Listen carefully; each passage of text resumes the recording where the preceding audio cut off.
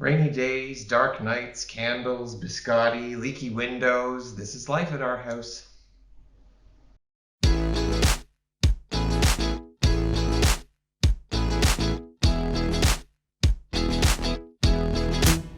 Hello and welcome to On the Move. We are Matt and Betsy, and we have relocated our family from London, Ontario to Belfast, Prince Edward Island. And today we're just going to update you on life. That we're not doing, at least we don't think they're super special, extra fun things right now. We're just doing life. So we thought we'd share what's going on right now. Exactly. And the first thing, as with all Canadians, and we've talked about before, it's the weather. And it's November. Yeah. I don't think November generally gets a good rap for weather in Canada, and I think we know why.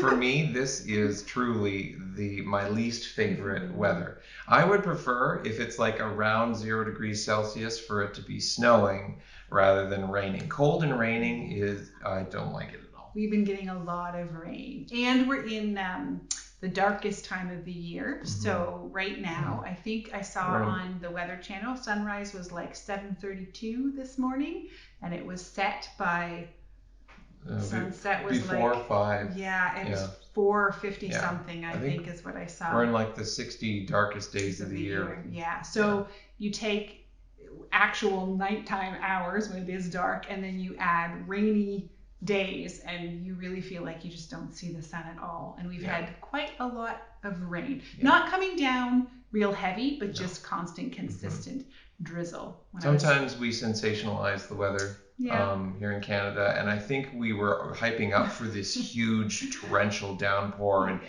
gusting strong winds. It didn't really come, but we've just had rain. Consistent icky rain. We did have pretty windy the one night, not last night, a couple nights ago. It was quite windy. It kept me up a bit.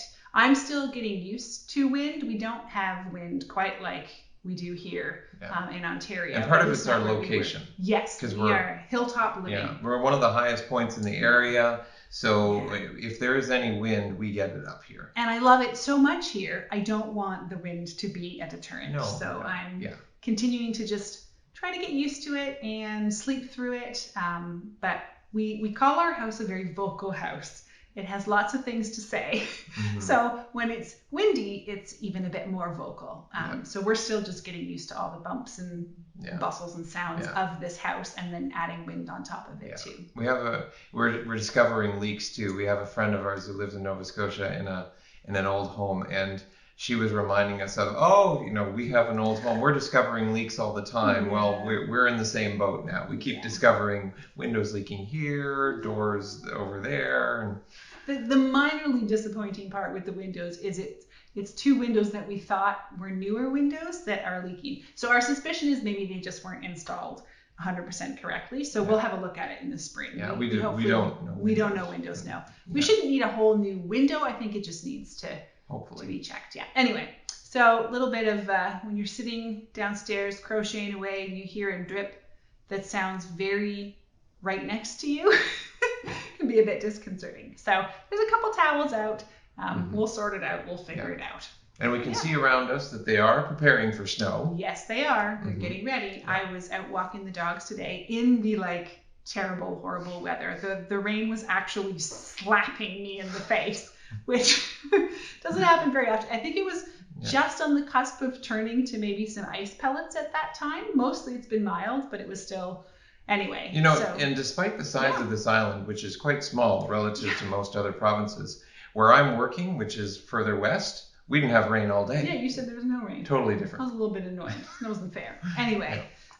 It's just actually, it's to the point where the dogs don't even want to go out to go to the washroom, and they have to. So anyway, Matthew's been coming home and having to take them for an extra little walk at night just to convince them to go. He's not too fond of that. So I'm walking the dogs and I hear this boonk, boonk, and I'm looking around because there's not a whole lot around me, especially not right now. Most of the farmers have packed it in. But I'm like, what is going on? So we came up over the hill back to the house, and I look out into the field beside us, and they are thunking in fence posts. They were putting up the snow fence. Right now it's just the framework, and then I'm fairly certain they'll come along with that orange fencing that goes up. So they put those up just to try to, for those who maybe don't live in a snow area, they put them up alongside the roads in the fields, because with a farmer's field, you just have a lot of wide open space, and the snow can really get blowing across there and make the roads really dangerous. So they put up these fences that just cut down some of that blowing and drifting snow to keep it off the roads. I know that they would like to have it more natural. They'd like to have more hedgerows. They call hedgerows, which is just trees and bushes. Yeah, there used to be more of it, but some of them over the years got plowed down for various reasons. So there is a movement to try to bring back the hedgerows, but of course that takes time. It takes time, especially. We met some new friends who were talking about a program where you could actually, the government would help you in getting started with them too. So I think you pay a certain amount per tree. You have to commit to a minimum number of trees, and then they will actually bring a team and they'll put it all in for you, is our understanding. So we may or may not. We don't know for sure yet. We gotta go through a whole year here and just see what happens and what it's like here.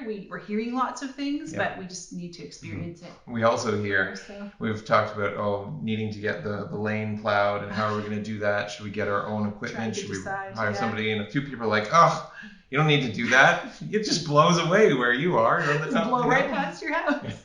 So again, we just don't know. I do, however, we need to get a shovel.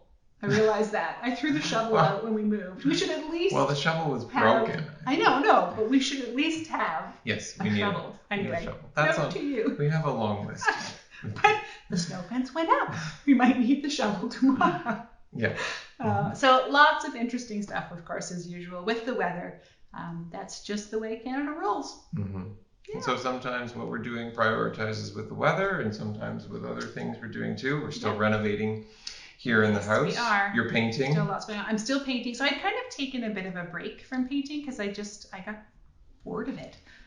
It's kind of tedious. It is a bit tedious because I'm painting trim as well as walls, and some of the walls we're waiting on because we are going to have to redo some of the older windows. They're ordered. We're just waiting for them to come in. But I don't want to paint trim because I don't know if the trim will have to be disturbed due to rot and that kind of thing with replacing windows. Anyway, so I'd taken a pause, but there are still some areas that need painting. And now that we have the kitchen 90%, we'll say 90% done. We're up to a little bit of finishing details and tiling. Yeah. But that can't happen until the window gets replaced. Right, exactly. So the tiling is waiting. We're waiting for a dishwasher to dishwasher, come in. Yes. And we have a little bit of like trim/finishing work we want to do. It's fully functional, but just anyway. So I was able to get some painting going again on that. So I'm continuing to paint kitchen and then like laundry room, because it's not that exciting to paint a laundry room. However, as I have learned,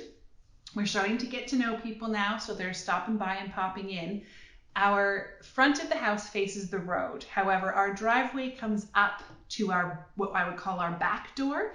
And so I've had to settle to the fact that I think our back door is the door that will actually get used until we put in some sort of path or something to invite people to the front door.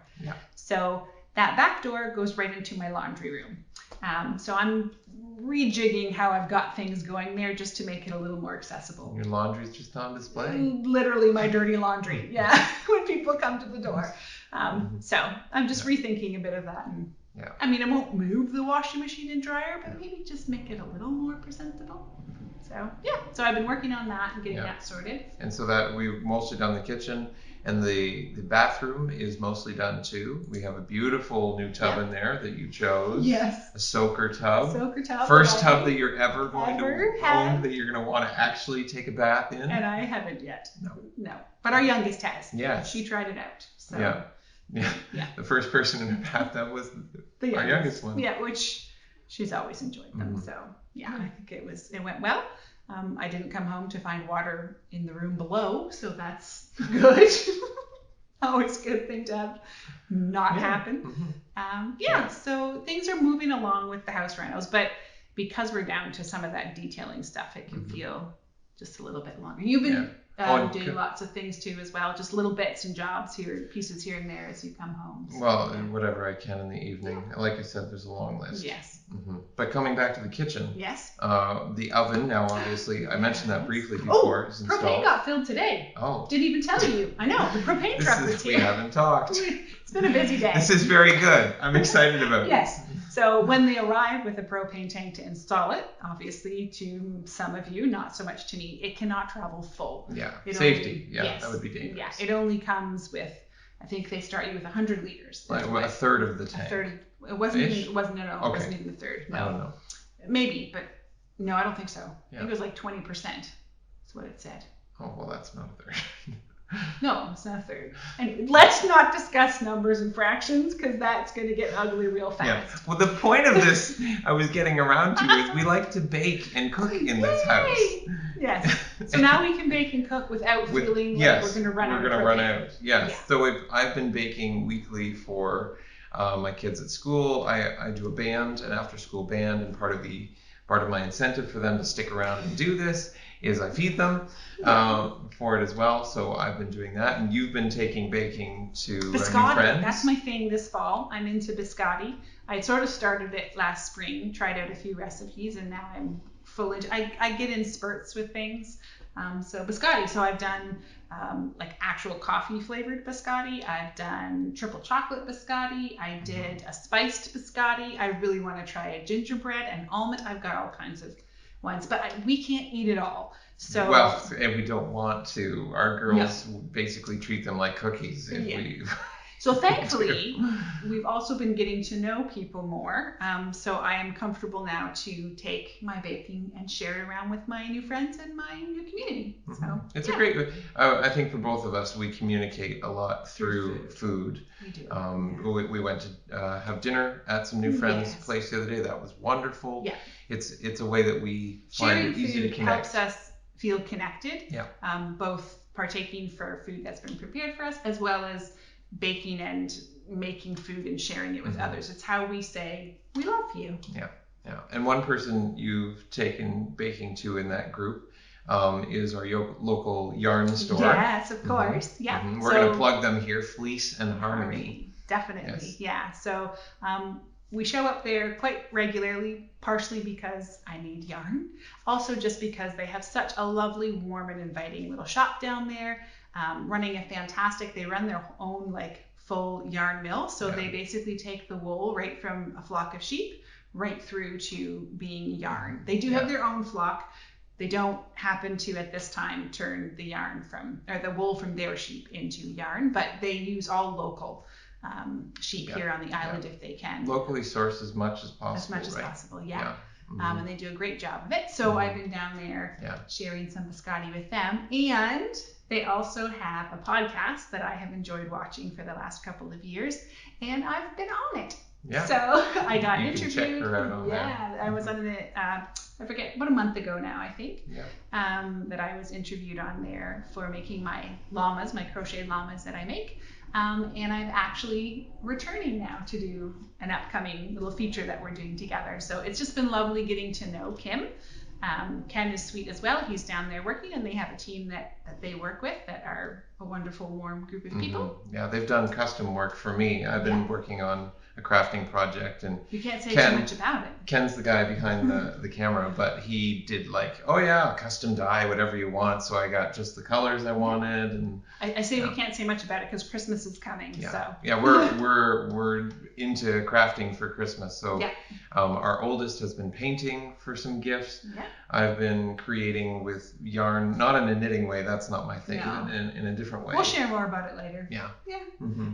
He's been having fun with that, and then these that I have to show right now are not specifically gifts. Some have already been mailed out, so that was fun. But these little guys, I started them last spring. These are still around because she can't part with them. Because I like them too much.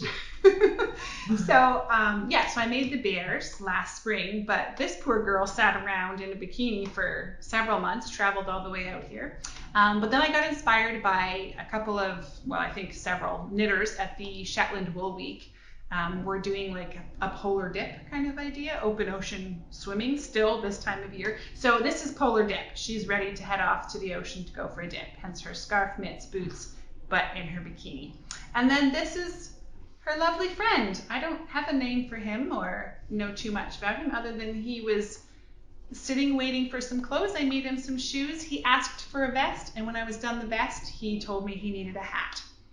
Yes, my creations talk to me. You just take that as you want.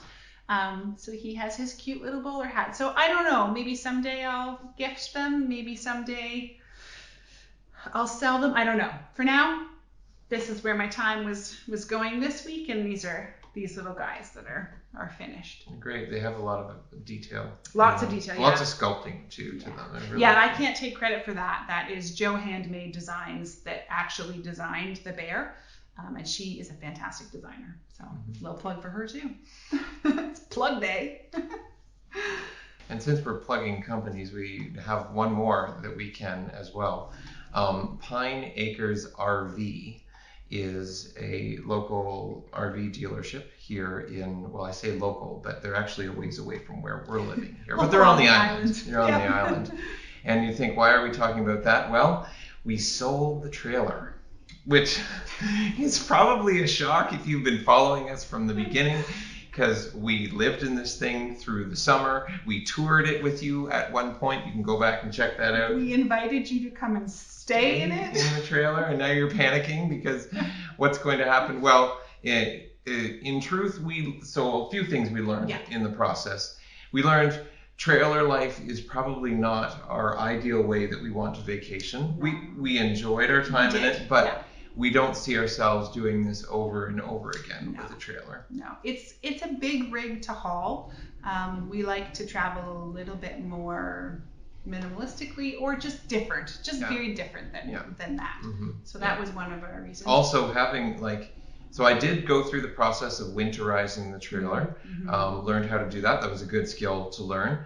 But having it up here, we didn't have a great place to really store it for the winter on the property. And as we talked earlier about wind, we were worried about it blowing around a little bit. And to be quite frank, yes, we get some really high winds right now, but Prince Edward Island tends to get windy days throughout the whole year. So when we were still living in it on the property, there was some pretty windy days and nights, and it kind of felt like we were on a really bad cruise at times. So I'm not sure we'd have been able to stabilize it real well for if our guests were staying in it. They might have felt a little bit shaken up. So all in all, we just decided it just wasn't something that we wanted to continue being invested in, and we wanted to make sure that it was still in really good condition, that we were able to turn it around. So we took it to Pine Acres RV Center, and it was a really simple, smooth process with them. I think they offered us a very reasonable price for it. He was very straightforward. He made it easy for us to do. I did most of it correspondence through email beforehand, and then we went, and within about an hour and a half, we had the deal done. So I very much appreciated their service. If you're looking for trailer services here on the island. I don't know if they do rentals at all. Like if you come and want to rent something for while you're here, I don't know if that's part of their business, but certainly have a look if you're looking into that. I know some places do that. Certainly they're a good place if you're wanting to be a part of that community and connected to the RV community. That would be a good place to start with that. So we do have a plan though, since we've sold that thing. When we bought the property and we looked at the house, we actually didn't get to go inside of the garage. No, we didn't. We got to peek in windows and things, but we couldn't get in that day. And just the way the sale went, we decided we liked the house enough that it didn't matter. The garage was bonus. It was bonus to us. Well, one of the bonuses is that when there's an upstairs to the garage, and it's this beautiful, open, lofty space in there, completely blank right now, and we'd like to turn that into something a little cozier. Maybe. So it might take us a little bit of time. But don't worry, we're getting to know people, and I already have someone who I know is opening up like an Airbnb style who we know, and she's an amazing cook. So if we're not ready, we'll send people there. We're getting to know different sources of other places where people can stay. So the plan is to have a space up there eventually, if not in the spring, in the future, sort of thing. Yeah. So and it'll offer an amazing view.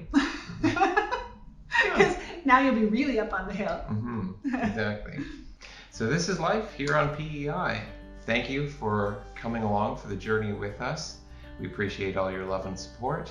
We look forward to communicating more with you in the future. If you have a comment or a question, feel free to leave it down below. Thanks for watching, and we'll see you again soon. Bye.